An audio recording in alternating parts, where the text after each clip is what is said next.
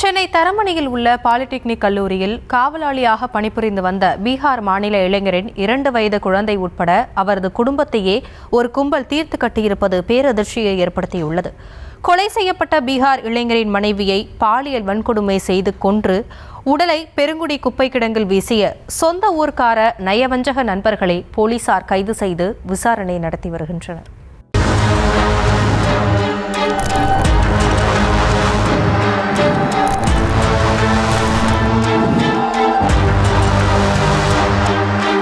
Bike showroom அருகே இளைஞரின் சடலம், குப்பை கிடங்கில் மனைவியின் சடலம், கூவம் ஆற்றில் பிஞ்சு குழந்தையின் சடலம்.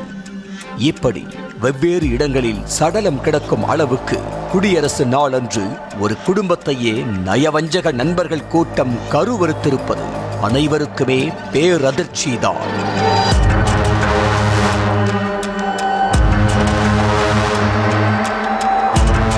சென்னை அடையாறு இந்திரா நகர் 1வது அவென்யூ சாலையில் உள்ள பிரபல இருசக்கர வாகன ஷோரூம் அருகே கடந்த 26ஆம் தேதி சாக்கு மூட்டை ஒன்று ரத்தம் வழிந்த நிலையில் கிடந்திருக்கிறது.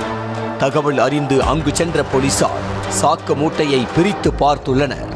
அதில் தலை மற்றும் முகத்தில் வெட்டு காயங்களுடன் 35 வயது மதிக்கத்தக்க வடமாநில இளைஞரின் சடலம் ஒன்று இருந்துள்ளது.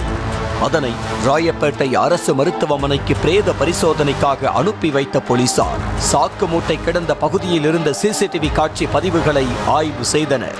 அதில் 2 இளைஞர்கள் பைக்கில் வந்து சாக்கு மூட்டையை வீசிவிட்டு சென்ற காட்சி பதிவாகியிருந்தது.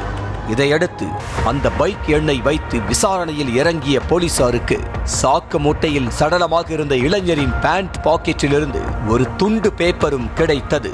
அந்த பேப்பரில் இருந்த செல்போன் எண்களை தொடர்பு கொண்டு பேசினர் காவல்துறையினர். அதில் ஒரு எண் அடையாறில் உள்ள தனியார் செக்யூரிட்டி அலுவலக எண் என்பது தெரிய வந்தது. அங்கு சென்று நேரில் விசாரித்த போது சாக்கு மூட்டையில் சடலமாக இருந்தது பீகார் மாநிலத்தைச் சேர்ந்த கௌரவ் குமார் என கூறிய ஊழியர்கள் தற்போது வேலைக்கு ஆள் தேவையில்லை, ஒருவேளை தேவைப்பட்டால் அழைப்பதாக கூறி அவரை அனுப்பி வைத்ததாக கூறியுள்ளனர். இதனைத் தொடர்ந்து மேற்கொண்ட விசாரணையில் தரமணியில் உள்ள ஒரு பாலிடெக்னிக் கல்லூரியில் கௌரவ் குமார் காவலாளியாக வேலைக்கு சேர்ந்து தன் மனைவி மற்றும் 2 வயது ஆண் குழந்தையுடன் அங்கேயே தங்கியிருந்தது தெரிய வந்தது.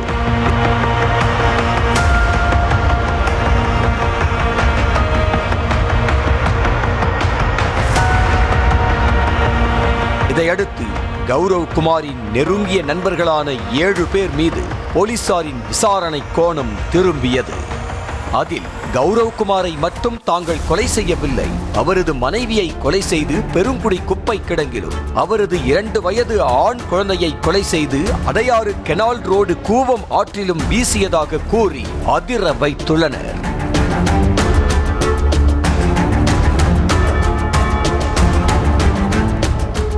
இந்த வாக்குமூலத்தை கேட்டு கிறுகிறுத்த போலீசாருக்கு அது உண்மைதானா அல்லது வழக்கை திசை திருப்ப நாடகம் ஆடுகிறார்களா என்ற சந்தேகம் எழுந்தது. ஆனாலும் அவர்கள் கூறிய 2 இடங்களிலும் சடலங்களை தேட ஆரம்பித்தனர்.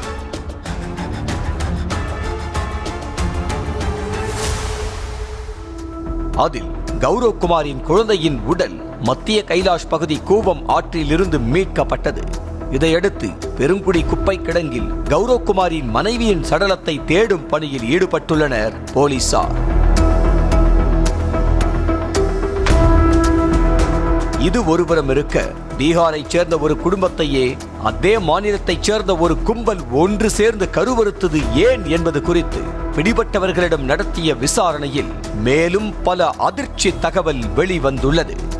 ஜனவரி 21ஆம் தேதி சென்னைக்கு வேலை தேடி வந்த கௌரவ் குமார் 22ஆம் தேதி கிருஷ்ண பிரசாத் என்பவர் மூலமாக தனியார் செக்யூரிட்டி நிறுவனத்திடம் வேலை கேட்டு சென்றார். அவர்கள் வேலை இல்லை என கூறியதும் ஏற்கனவே ஸ்ரீபெரும்புத்தூரில் ஒன்றாக வேலை பார்த்த சிக்கந்தர் என்பவனிடம் 23ஆம் தேதி வேலை கேட்டுள்ளார். இதையடுத்து வேலை வாங்கி தருவதாக தரமணி பாலிடெக்னிக் கல்லூரிக்கு வரவழைத்து தங்க வைத்தார். 24ஆம் தேதி வேதியியல் தொழில்நுட்ப கல்லூரி வளாகத்தில் உள்ள சிக்கந்தர் அறையில் குடும்பத்துடன் தங்கியிருந்த கௌரவ் குமாருடன் நண்பர்களான நரேந்திரகுமார், ரவீந்திரநாத், பிரகாஷ் ஆகியோர் மது அருந்தினர். நள்ளிரவு போதை தலைக்கேறிய நிலையில் கௌரவ்குமார் மனைவியிடம் 5 பேரும் பாலியல் அத்துமீறலில் ஈடுபட்டனர். மனைவியின் கதறல் சத்தத்தை கேட்டு எழுந்த கௌரவ்குமார் நண்பர்களை தள்ளிவிட்டு தடுக்க முயன்றார். ஆனால் உச்ச போதையில் இருந்த நயவஞ்சக நண்பர்கள் கூட்டம் கௌரவ்குமாரை கீழே தள்ளி தலை மற்றும் முகத்தில் இரும்பு கம்பியால் அடித்து கொலை செய்துவிட்டு அவரது மனைவியை பாலியல் வன்கொடுமை செய்துள்ளனர். எதுவுமே அறியாத குழந்தை அருகிலேயே அழுது கொண்டிருந்தது. அந்த அழுகுரலை கேட்டு ஆத்திரமடைந்த நயவஞ்சக நண்பர்கள் குழந்தையின் தலையை தரையில் பல முறை ஓங்கி அடித்து கொலை செய்துள்ளனர். அத்தோடு பாலியல் வன்கொடுமை செய்யப்பட்ட கௌரவ்குமாரின் மனைவியையும் அடித்தும் கழுத்தை நெரித்தும் கொலை செய்துள்ளனர். இதையடுத்து 25ஆம் தேதி அதிகாலை எழுந்து பார்த்தபோது 3 பேரும் சடலங்களாக கிடந்தனர். அன்றிரவு 3 பேரின் சடலங்களையும் தனித்தனி சாக்கு பையில் கட்டி பைக்கில் எடுத்துச் செல்ல முடிவு செய்த அவர்கள் முதலில் அந்த பெண்ணின் சடலத்தை பெருங்குடி குப்பை கிடங்கில் வீசினர்.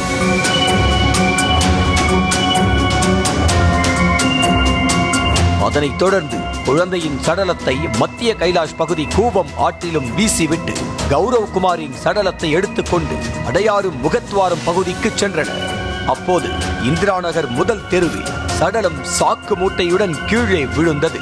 அந்த பகுதியில் ஆள் நடமாட்டம் இருந்ததால் மீண்டும் மூட்டையை தூக்காமல் அங்கேயே போட்டுவிட்டு எஸ்கேப் ஆகினர். இதையடுத்து அப்பகுதியில் இருந்த சிசிடிவி காட்சிகளை ஆய்வு செய்த போது கௌரவ்குமாரின் நயவஞ்சக நண்பர்கள் 5 பேர் இந்த சம்பவத்தில் ஈடுபட்டது தெரிய வந்தது. இதையடுத்து 5 பேரையும் கைது செய்த போலீசார் தொடர்ந்து விசாரணை நடத்தி வருகின்றனர்.